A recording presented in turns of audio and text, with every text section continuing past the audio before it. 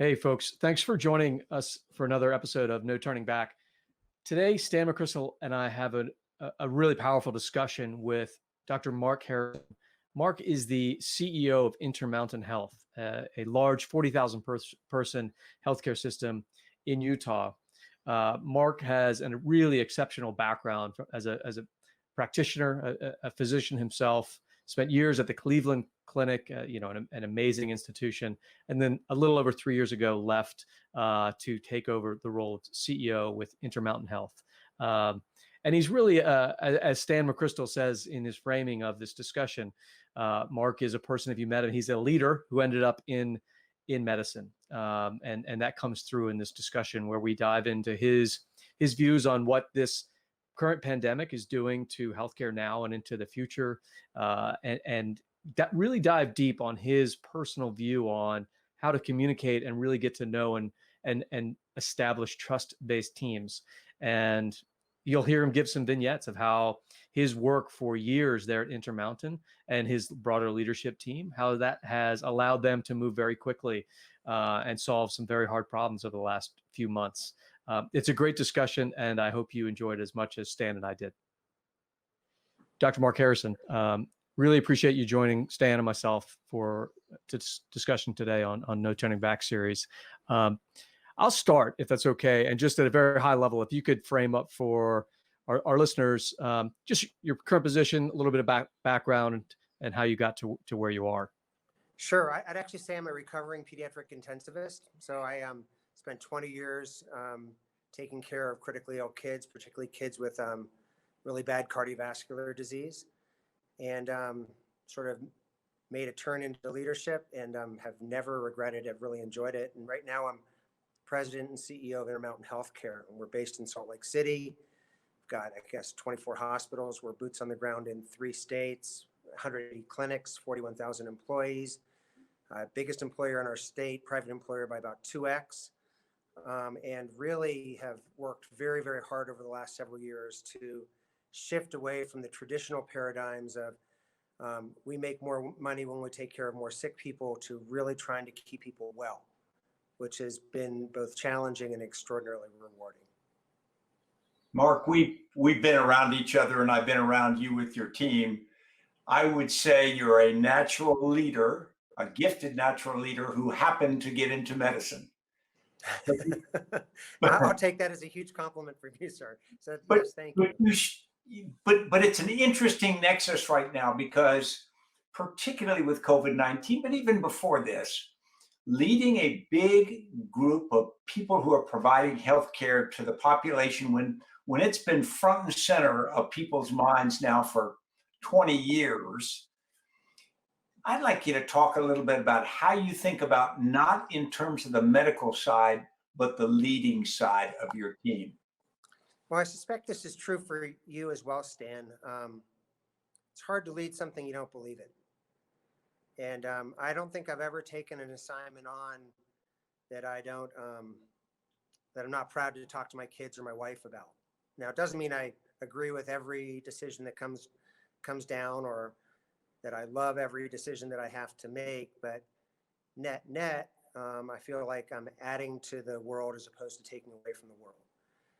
Given that, for me, it's an all-in approach to leadership. And probably the best example of that is when Mary Carol and I moved our family to Abu Dhabi to set up and lead Cleveland Clinic Abu Dhabi. We made it really clear to our friends who lived there that we basically had burned the boats, that, we landed on the shore and we were all in. Our kids were going to go to school there.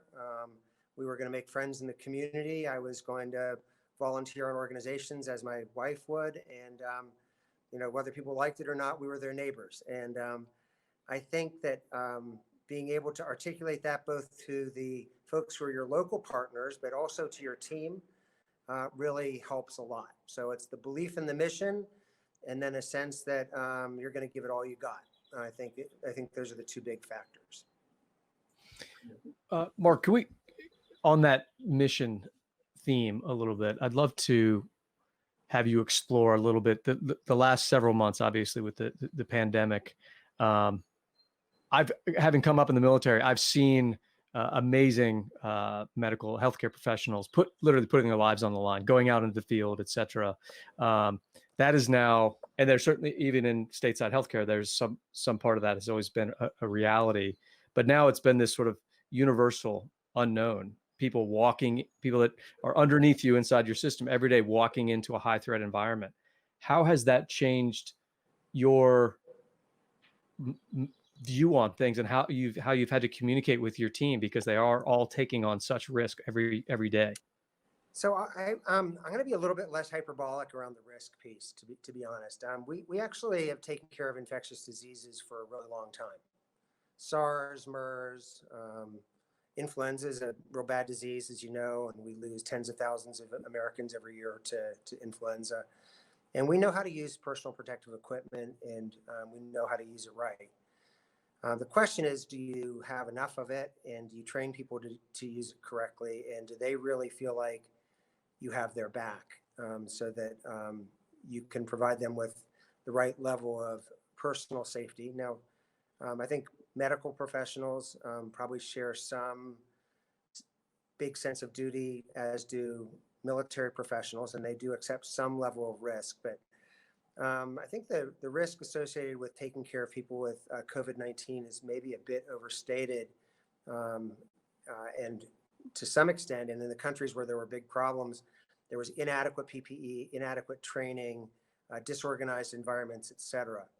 And so we've really worked extraordinarily hard with just-in-time training, being really transparent with our stock of PPE with our caregivers, making sure that they knew we were going to put them first in terms of going into the fight, and then that if they ever had any concerns, we provided daily opportunities for them to provide us with feedback.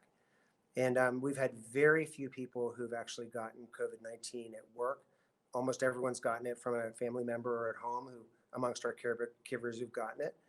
But I think this, I'll just give you for instance, people really do want to serve. And as we spooled up our surge capability, and it became obvious that we had plenty of beds and plenty of ventilators and plenty of PPE, we had a lot of people who were hot to go and get some practical experience. And we had very good relationships with Northwell up in Long Island, and with New Presbyterian in Manhattan.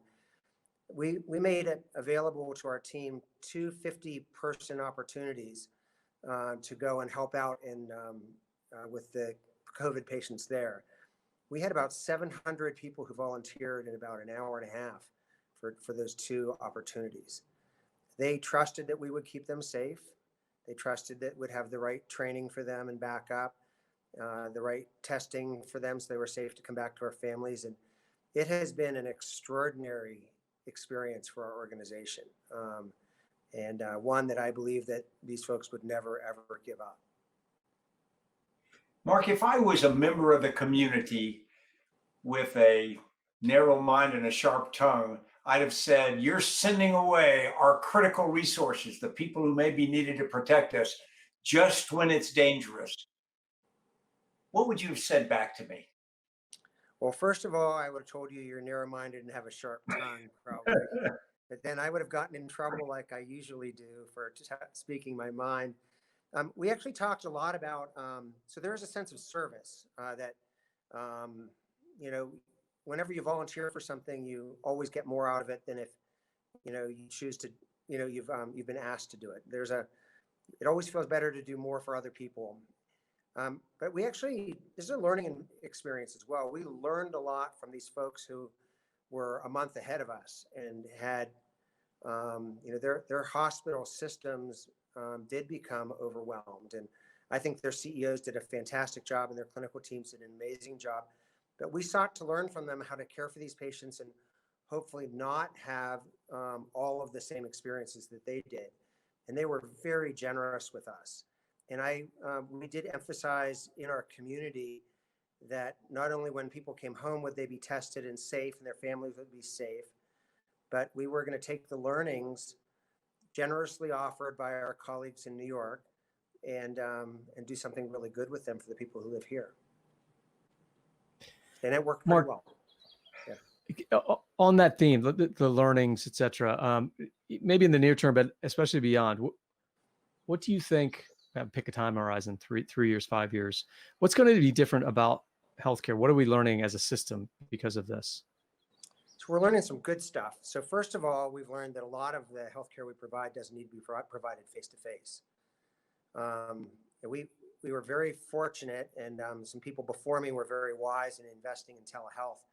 A week before last, we just celebrated our millionth telehealth visit of one sort or another. So we really had doubled down on it. And in the recent months, we went from a couple dozen office visits per day done by telehealth to now in the thousands.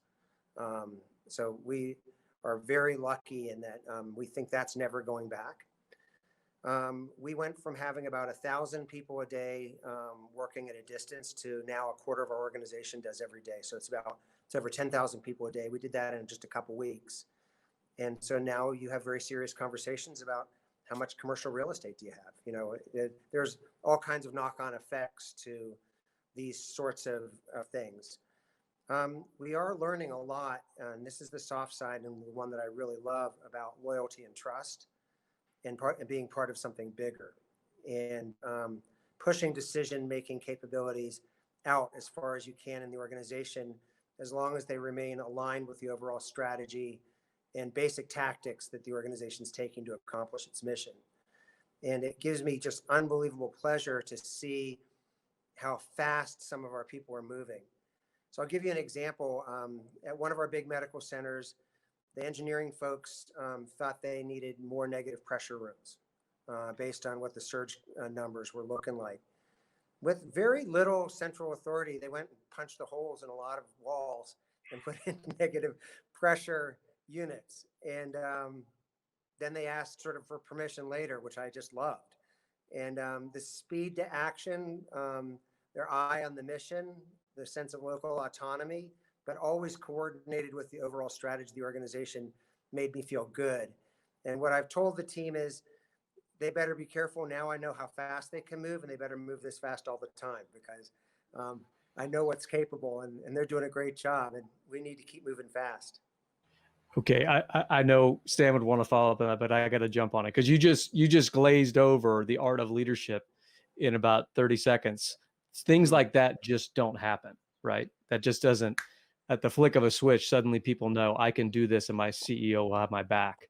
Can you talk a little bit about how you've tried there's weeks, months, years that go into that sort of mentality? So I've been at that for 3.5 years.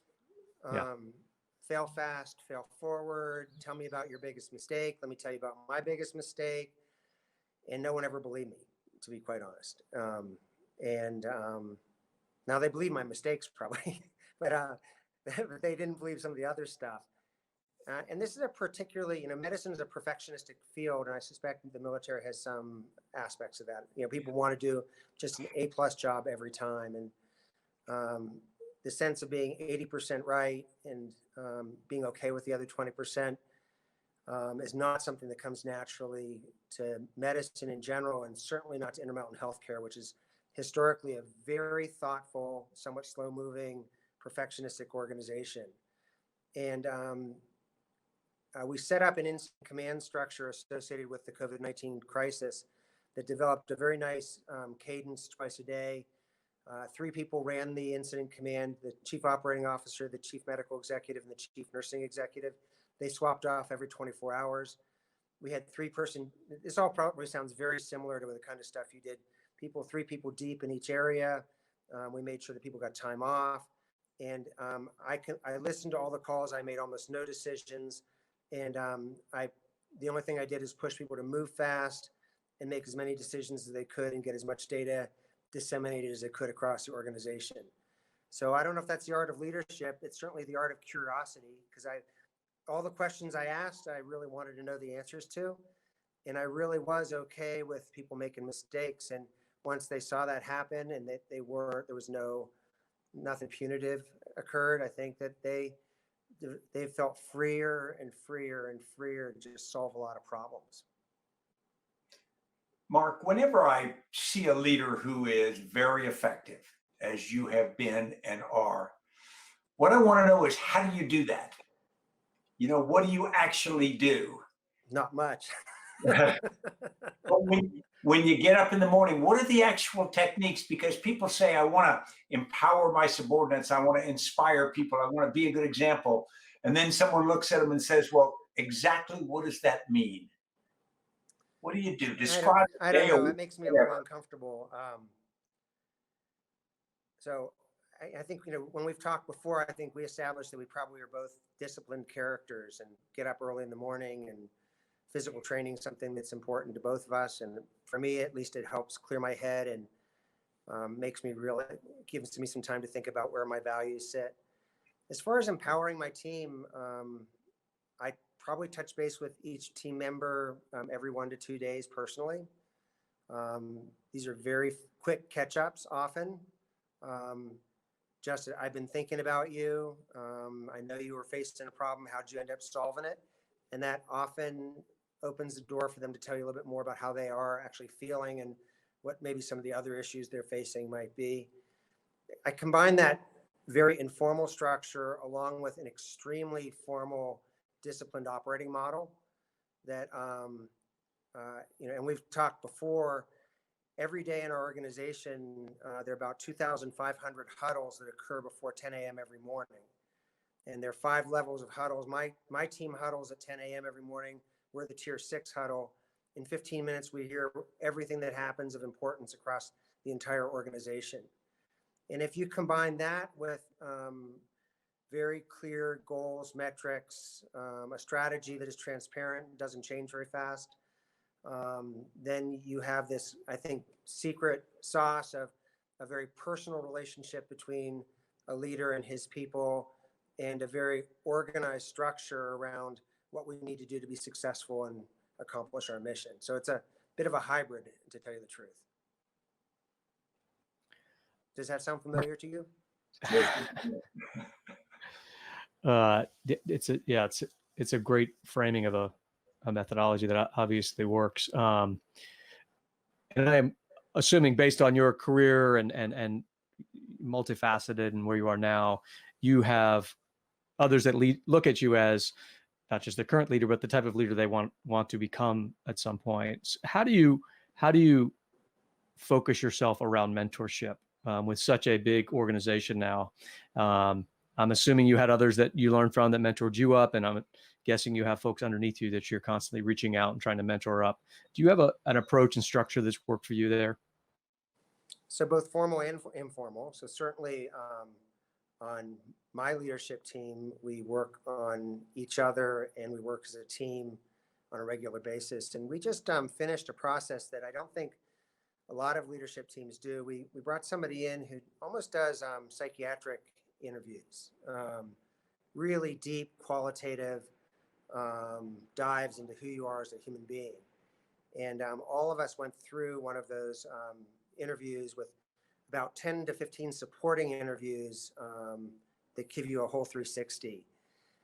Again, all of them being very qualitative, not your typical, check the box. And we do some of that as well, but this is a different approach. Who are people deep in their soul? And what I told each of the teammates was that this was my gift to them, that the organization did not own this interview. They owned the interview and they owned the process. And that if they chose to, they could choose to share it with as much or as few as the team as they wanted. Much to my pleasure, every single person in the team handed out their 20-page evaluation to every other teammate. And we learned how people grew up, and we learned how their moms and dads were, and we learned about their brothers and sisters, and we learned about whether they were competitive people or introverts or extroverts, and it was really rich. So that's a form of mentorship that augments these very personal conversations. And it's been interesting, even our most self-contained folks on the team, I think they like the fact now that their teammates know who they are as human beings a little bit more. And the ability to cross-reference then that public person and the private person makes leadership decisions between and amongst the team make more sense. And I think it's made us much more effective as human beings. As far as personally as a mentor, this is probably much the same as you and much the same for Stan. I've been blessed with people who have literally followed me around the world to work with me. And I hope I haven't disappointed them. And generally what I promise them is an opportunity to make a lot of decisions, to grow, and to have a lot of excitement. And generally speaking, I guess, a mission that is stimulating to them. Now, I've also had people who don't want to work with me, and that's fine too. They should go find someone else to work with and find someone else whose style matches theirs better. I'm going to get really personal, Mark, because you described leadership as being about the organization, as being about groups. And you've also talked about being about individuals too, reaching out to people, mentoring and whatnot. And we often think that everybody but the leader has personal challenges, and the leader is sort of Teflon. Nothing ever happens wrong in their life. Their kids are all Ivy League, even their dogs are well trained. But today you got some pretty amazing information. You found out today that you're cancer free. Yeah. Now, what that meant is before today you weren't. Can Right. you talk about leading when you've got personal things that or that pull at you? But, you know, Stan, so first of all, today is a good day. Today is a really good day. And my wife actually said, so we've been married for 30 years in June. And just like everybody else, we've had our ups and downs. I mean, life's complicated. But I've got the right partner for me, and I think she's got the right partner for her. And she said to me today that, she said, I've got butterflies in my stomach. Why do you think I do? And I said, we've been living moment to moment now for months. And now the world feels like it's opening up in front of us. And there's so much to do and so much to be excited about, maybe even a little bit nervous about that. And so we're very human. We're just like everyone else. I know you know this. You know, I always figure that every adult has something going on. So maybe they have a kid who's having a problem, or maybe they're having financial problems or marital problems, or maybe they lost somebody to substance abuse, or, you know, there's a myriad of things, but every single person has something. And I guess the way we've always felt is that our something doesn't make us any more special than anybody else. It just makes us human. And I think working with teams and with subordinates and recognizing that they all have something too, and sharing with them what is on your mind, I think it's all part of a real human leadership experience. I told my team this morning at our executive leadership team meeting that my news about being cancer free, and I cried. And you know, is that a wise thing to do? I don't know, but it's a human thing to do. So so for better or for worse, they'll either leave the team or they'll stay on the team. I think they're going to stay. They know that I love them. They love me. Doesn't mean we always agree, but there's a real connection there. And there always has been on my teams. And I've been very fortunate in that regard. Well, you get my job application early next week. Yeah. Let me, if I could, follow up, because we all do have something that we struggle with. And I'll be quite honest, because you and I've talked about this before. You know, here I am at this point in my life, and I'm struggling with what I'm here for. And when I say what I'm here, is what I'm on this earth for, what my responsibilities are. I have a nation I've served. I have a family that I'm extraordinarily blessed with and close to, as you feel the same way. But is that what I'm here for? My struggle is there are issues that I feel very strongly about, but they can be at tension with being a business owner. They can be at tension with other things in your life. And how you prioritize those, how you work through those places where they feel knotted and not easy. How do you do that, Mark? Well, I'll tell you if you'll promise to share a little bit with me.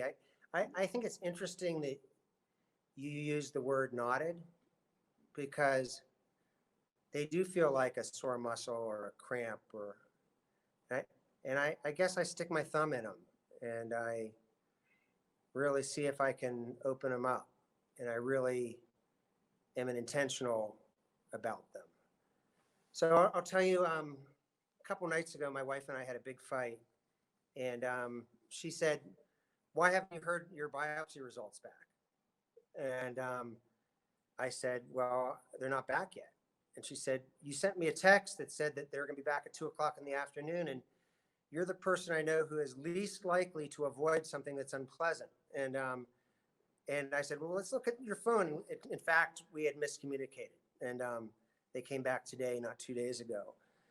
But what she said is actually true, is that I am probably the least likely person to avoid something that's unpleasant. I'll stick my thumb in it and try and unknot it.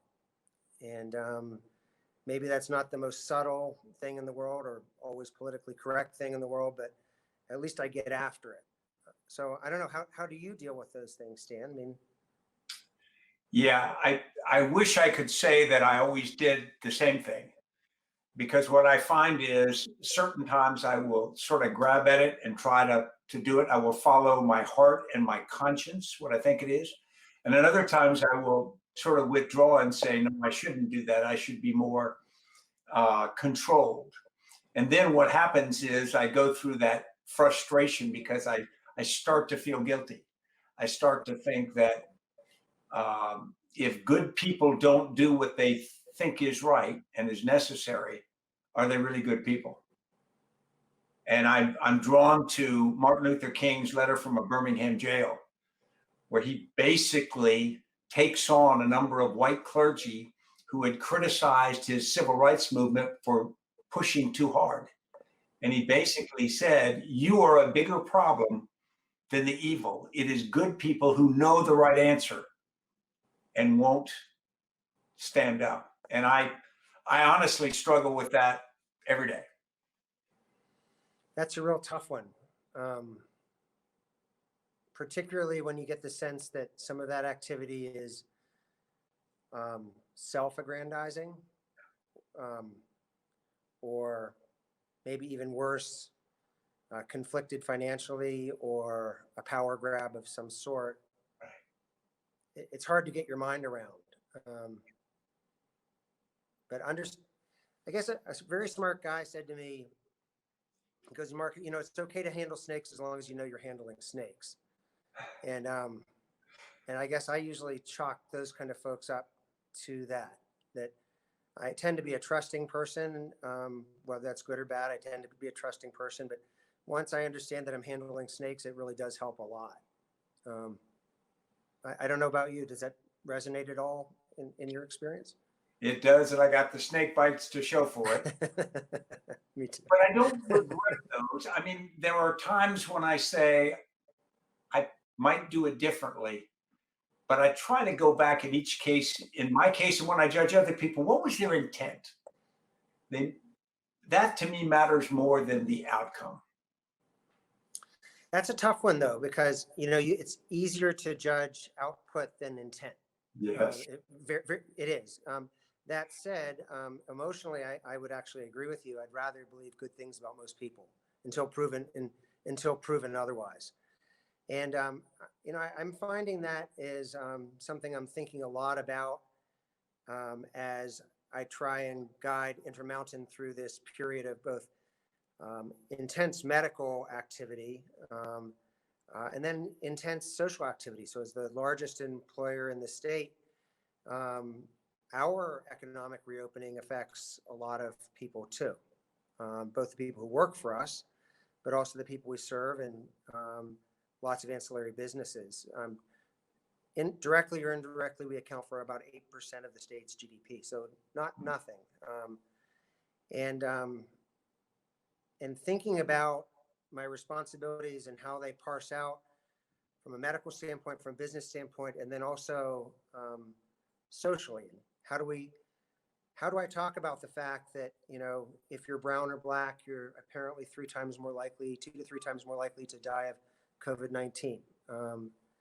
And what is my responsibility as a pediatrician and as a healthcare leader, as a citizen, just a regular old person, To whom do I speak about that? How do I speak about that? Does it create problems or does it heal? These are tough ones, and I have definitely not figured them out. And perhaps you have. No, but I think trying and thinking about them is the first step. Mm-hmm.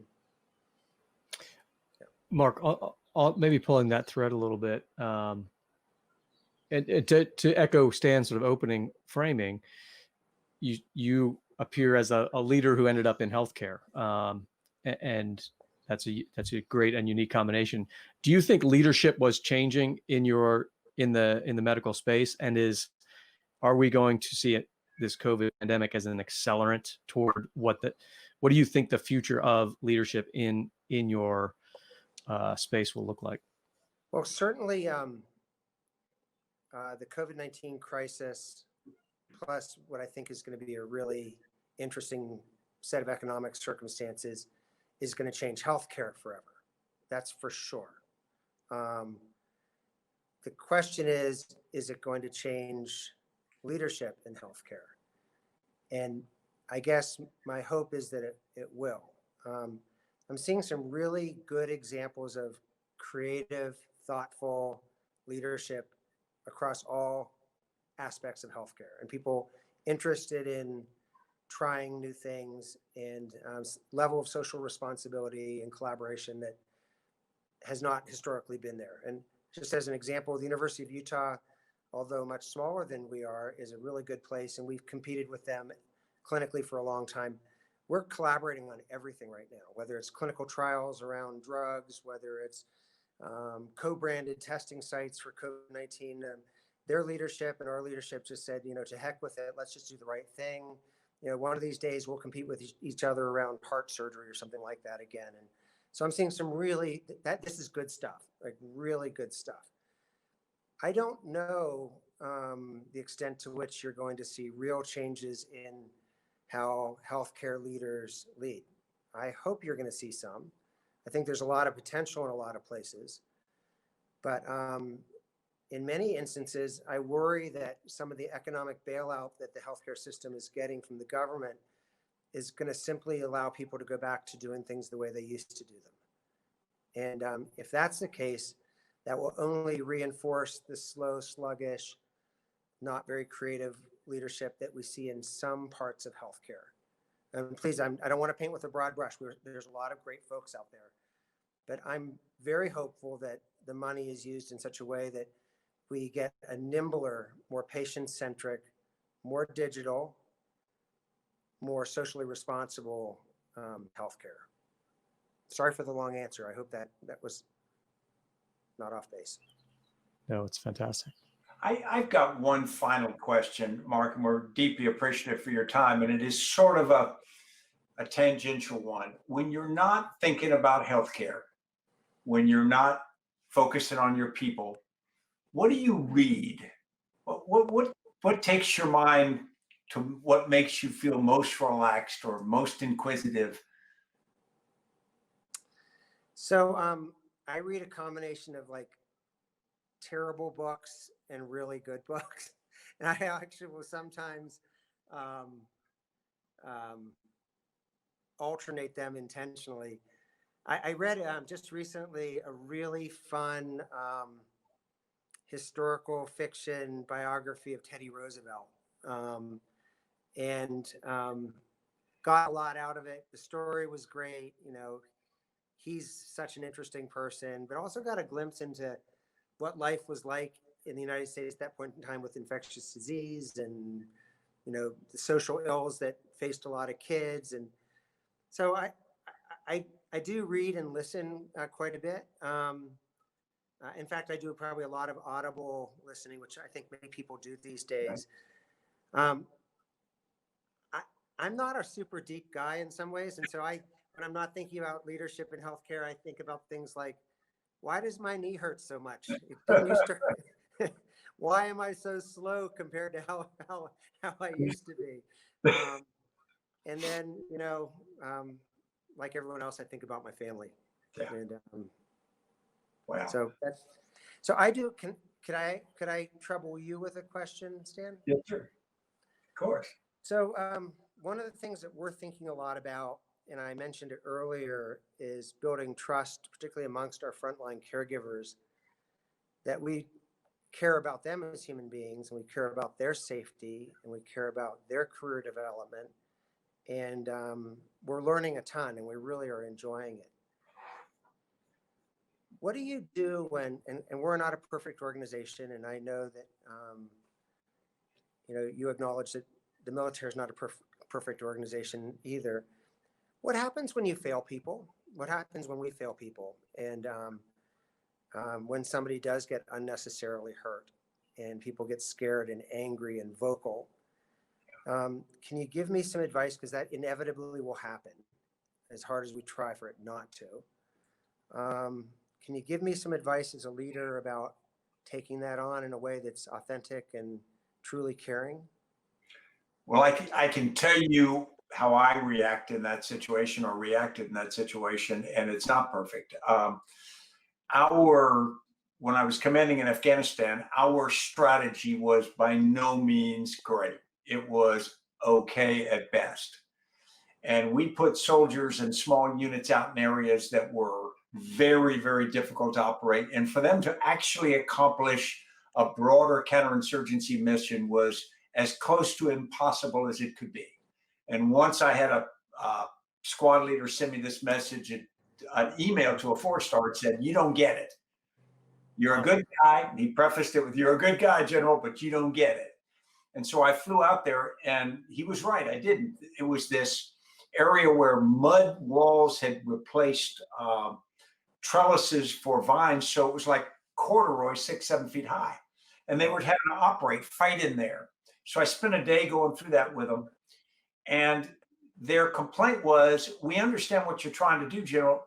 You can't do it in this terrain with these conditions. It's just not possible." And it was a really awkward situation, because I couldn't tell them, "No, you're wrong. I have a clever plan," because I didn't. But I also couldn't say, "Okay, in that case, we just won't do it," because we had to pursue part of this. So it was a very awkward, "Hey guys, this is the best I can offer. I'm sorry." And I know that was very unsatisfying to them, as it should have been. But what I didn't do, and I'm glad I didn't do, is I didn't try to BS them. I didn't try to say, "No, white is black," because they know. I think that's the best you can do. I think you can tell people you made a mistake. I don't think you have to wear your heart on your sleeve and go around sobbing at what a bad mistake you made, because they want you to focus forward on the future. But they don't want you to pretend that you're not human enough to get it wrong. That's really helpful. As a matter of fact, one of the books I read recently was The Outpost, which I think you show up in once or twice. And oh yeah, probably not a perfect book, but a very interesting book nonetheless. Painful book to read. Yes. But and I know that the young gentleman who got a Medal of Honor there and whatnot, and I've been to that base before it got attacked and whatnot. And whether the book is perfect or not, it captures one of those very difficult conundrums. Mm-hmm. And we didn't get it entirely right, and we put those young people in an untenable situation. Yeah. Well, I just want to say thank you to you for this conversation, and I have a lot of respect for your organization, and I really appreciate the opportunity to share a couple of my thoughts, but probably more important, to listen and to reflect on maybe that bigger picture about how we can be a force for healing in a somewhat divided society. How do we look for collaboration? How do we look for cooperation? How do we look for a higher good? I said to the teams that went to New York, I said, I suspect that you're not going to look back and say, "Boy, I'm so glad I wrote that New England Journal of Medicine article." Maybe you will, maybe you won't, but I guarantee you're going to look back and say, "I'm really glad we got on that airplane and went to New York City and took care of those sick patients together." Because what's so evident debriefing these folks is that the team aspect has been far more satisfying than any individual activity. None of them told hero stories about, oh, when I intubated that really sick patient. It was more like, boy, when we all got together and we turned that patient from on their back onto their stomach and their breathing got easier, that felt really good. And I thought I learned a lot by listening to them, and everything I've read and everything I've heard from you, sir, is really about the team and not about the individual. So thank you. Wow. Thank you, Mark, for an amazing interview and for all you're doing. And best of wishes for a great long life in front of you now. Length I can't guarantee, but it's going to be, we've always lived big. We like to do a lot of things. So we've got a long list of things that we'd like to do, and I hope we get to do most of them. Thank you. Perfect. Marc, from Stan, I really thank you so much. While we haven't spent time in face-to-face yet, I'll look forward this last to it. third, I do as well. This has confirmed all the great things I've heard about you. One of the questions I get often from friends that are still in the service is, what are the things you've learned or that surprised you on the outside in the regular world? And one of them is, regularly you bump into leaders and say, oh, this man or woman would have been an amazing general officer or admiral. Life took them on a different path. And this 30 minutes has reaffirmed that for me. I'll So take thanks that for as spending the time with us. Huge compliment. Thank you. Thank you very much. Thank you. Well, thanks for sitting through that with us. Wow, that was just a really intense and powerful discussion. Couldn't have asked for more. Truly appreciate Dr. Harrison being so generous with his time. We look forward to you joining us next time here on No Turning Back. Thanks.